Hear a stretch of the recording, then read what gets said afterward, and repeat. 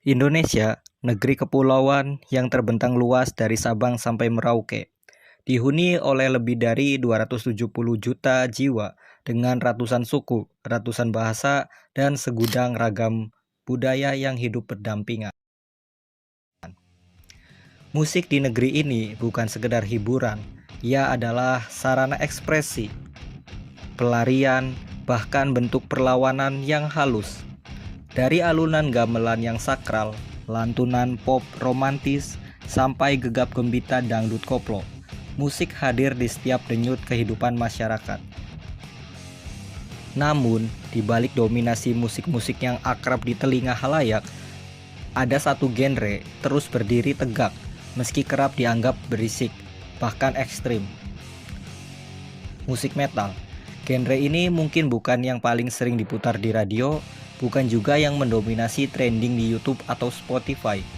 Tapi bagi jutaan orang Indonesia, terutama generasi muda di berbagai kota dan desa, metal bukan hanya musik, ia adalah identitas, ia adalah pelampiasan, ia adalah bentuk kejujuran. Pertanyaannya, kenapa bisa masyarakat Indonesia yang terkenal ramah dan lemah lembut bisa begitu mencintai musik penuh teriakan, distorsi, dan energi pemberontakan? Apa yang membuat metal bukan hanya diterima, tapi tumbuh menjadi subkultur yang kuat dan hidup di negeri ini? Mari kita telusuri jawabannya di video ini. Di luar panggung, masyarakat Indonesia dikenal dengan semangat gotong royong yang kuat, nilai yang diwariskan secara turun-temurun dari desa hingga kota. Nilai kolektif ini bukan hanya ada di kehidupan sosial saja, tapi juga terasa kuat dalam dunia musik, termasuk musik metal. Di skena metal Indonesia, gotong royong hidup dalam bentuk yang unik dan nyata, mulai dari gigs kecil yang diselenggarakan secara mandiri oleh komunitas lokal, hingga kerjasama antar band yang saling bantu mempromosikan karya satu sama lain. Tidak ada hierarki yang kaku, semua berjalan setara, semua punya tempat. Band-band muda yang baru terbentuk bisa tampil satu panggung dengan legenda skena. Para penonton bukan hanya datang untuk menonton, mereka ikut mendokumentasikan, membantu promosi, bahkan kadang merangkap jadi penitia. Merchandise yang dicetak secara kolektif, rilisan yang dibagikan lewat kanal digital atau distro kecil, dan semua dilakukan dengan semangat dari kita, oleh kita, untuk kita. Ini bukan cuma soal musik, ini adalah komunitas, dan di tengah kerasnya realitas hidup, kemiskinan, pengangguran, tekanan sosial, dan politik, komunitas ini jadi tempat berlindung, tempat di mana setiap individu merasa didengar, diterima, dan dimengerti. Lirik-lirik keras dan agresif bukan sekedar amarah tanpa arah. Sebaliknya, itu adalah bentuk artikulasi dari luka, keresahan, hingga harapan yang sering tak mendapat tempat di ruang-ruang diskusi formal. Metal menyuarakan penderitaan kelas bawah, jeritan ketidakadilan, serta kritik terhadap sistem yang timpang. Metal memberi kami suara ketika dunia tidak mendengarkan. Begitu kata seorang fans metal asal Surabaya dalam wawancara bersama Rolling Stone Indonesia pada tahun 2017. Dan barangkali di situ letak kekuatan metal di Indonesia. Ia hadir bukan hanya sebagai hiburan, tapi sebagai ruang ekspresi alternatif. Keras di luar, tapi jujur di dalam.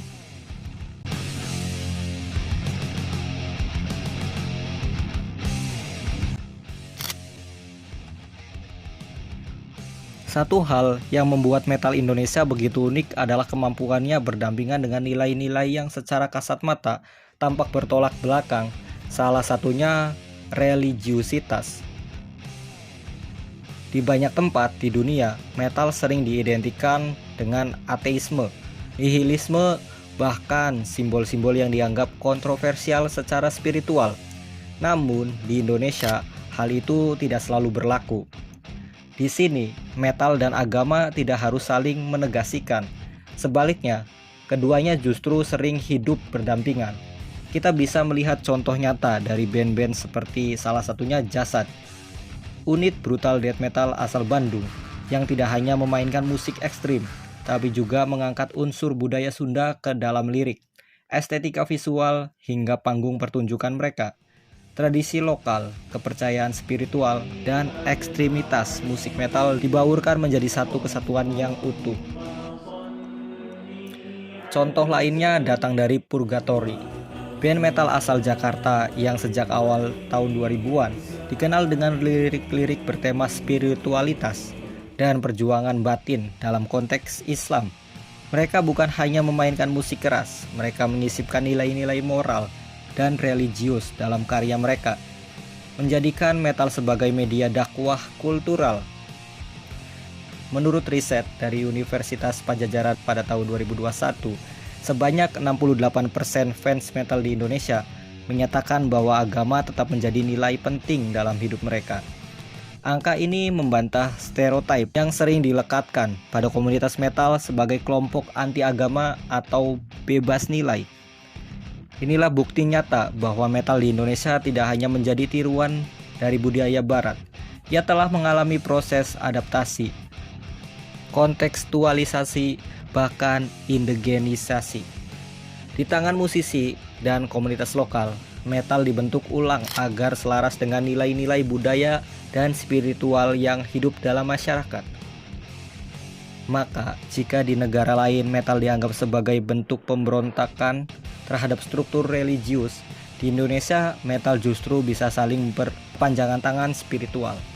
Bahasa baru untuk mengekspresikan pencarian makna, pergolakan batin, dan perenungan akan kehidupan. Bagi sebagian orang, metal adalah suara neraka.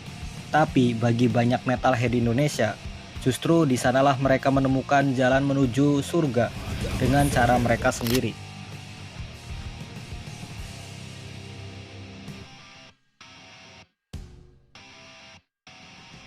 Kalau kamu pernah menjejakkan kaki di sebuah konser metal di kota kecil di Indonesia, kamu akan menyadari satu hal penting. Loyalitas penggemar metal Indonesia bukan perkara main-main. Mereka datang dari berbagai penjuru, menempuh perjalanan jauh dengan sepeda motor, bus antar kota, bahkan berjalan kaki jika perlu. Bukan untuk menonton artis papan atas yang viral di TikTok, tapi untuk menyaksikan band-band lokal yang mungkin tak dikenali publik luas, namun berarti segalanya bagi mereka. Komunitas metal di Indonesia hidup dari semangat bawah tanah, militan, berdikari, dan penuh gairah. Mereka membeli rilisan fisik walau harus menabung berbulan-bulan. Mereka mencetak zain, mendesain baju komunitas band favoritnya, membeli merchandise band favoritnya, dan menyebarkan semangat ini dari tangan ke tangan, dari panggung kecil ke panggung berikutnya. Tidak ada dukungan label besar, tidak ada eksposur media arus utama, tapi mereka tetap berdiri, tetap bergerak, dan tetap tumbuh. Metal itu bukan cuma soal musik, ini sudah jadi identitas hidup kami, ujar seorang organizer gigs di Kalimantan Selatan. Bagi mereka, metal bukan gaya hidup musiman, ini adalah pilihan jangka panjang. Komunitas ini juga menolak arus industri musik yang serba instan. Mereka menolak jadi konsumen pasif, mereka memilih jadi bagian dari proses, membangun, merawat, dan memperjuangkan skena yang mereka cintai. Di tengah budaya pop yang mengejar viralitas, metal hadir sebagai bentuk perlawanan. Ia menolak permukaan, memilih kedalaman. Menolak instan, memilih proses. Dan yang terpenting, metal memberi rasa memiliki yang nyata, yang tak bisa dibeli dengan like atau followers. Mereka mungkin minoritas, namun loyalitas mereka adalah suara yang tak pernah bisa dibungkam.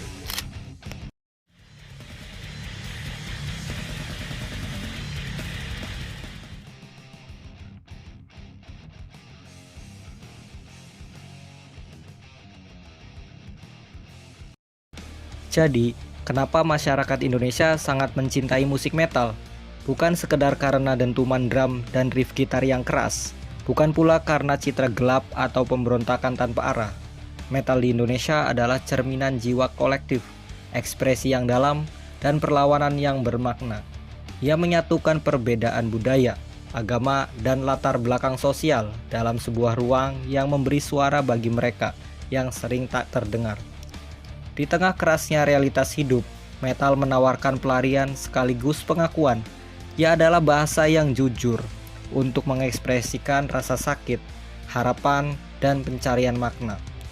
Lebih dari itu, metal adalah komunitas, keluarga yang saling mendukung. Dan walaupun metal mungkin tidak selalu jadi arus utama, suara dan semangatnya terus bergema di seluruh pelosok negeri, membuktikan bahwa dalam kebisingan ada ketenangan, dalam pemberontakan ada harapan, dan dalam keberagaman Indonesia, metal menjadi bahasa yang tak lekang oleh waktu. Metal bukan hanya musik, metal adalah cara hidup.